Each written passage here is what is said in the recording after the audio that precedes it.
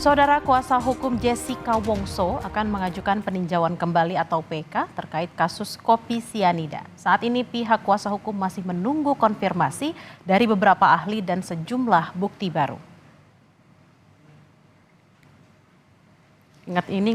Kasus kopi sianida yang menyeret Jessica Wongso ke penjara pada tahun 2016 kembali mengemuka. Kuasa hukum Jessica Wongso, Otto Hasibuan, akan mengajukan peninjauan kembali atau PK terkait kasus kopi sianida. Tim kuasa hukum Jessica Wongso kini tengah berusaha meyakinkan para saksi yang dianggap memberikan keterangan tidak benar di pengadilan terkait kasus kopi sianida yang merenggut nyawa Mirna Salihin pada 8 tahun lalu.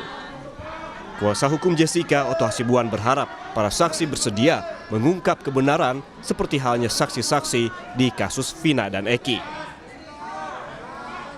Saya perkirakan minggu pertama Agustus, jadi berarti minggu depan, ya. Saya perkirakan di akhir minggu pertama, paling lambat di awal minggu kedua.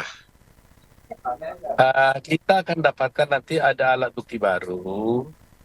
Di samping sekarang ini sebenarnya kita juga sudah berupaya meyakinkan saksi-saksi yang dulu, yang kita duga sebenarnya mereka juga adalah tidak berkata yang sebenarnya.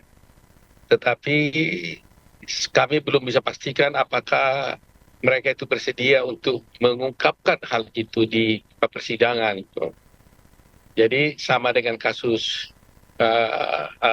dalam kasusnya Vina, kan beberapa saksi-saksi dulu yang bersaksi di pengadilan bersedia dengan secara volunteer, dengan sukarela, untuk bersaksi bahwa apa yang mereka sampaikan itu sebenarnya tidak sesuai dengan fakta, tapi karena diarahkan oleh seseorang tertentu.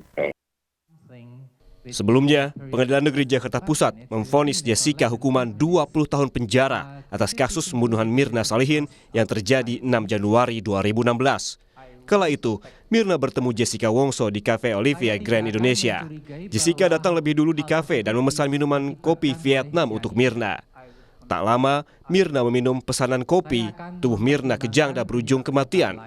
Dari hasil otopsi disimpulkan ada kandungan sianida di tubuh Mirna. Tim Liputan, Kompas TV.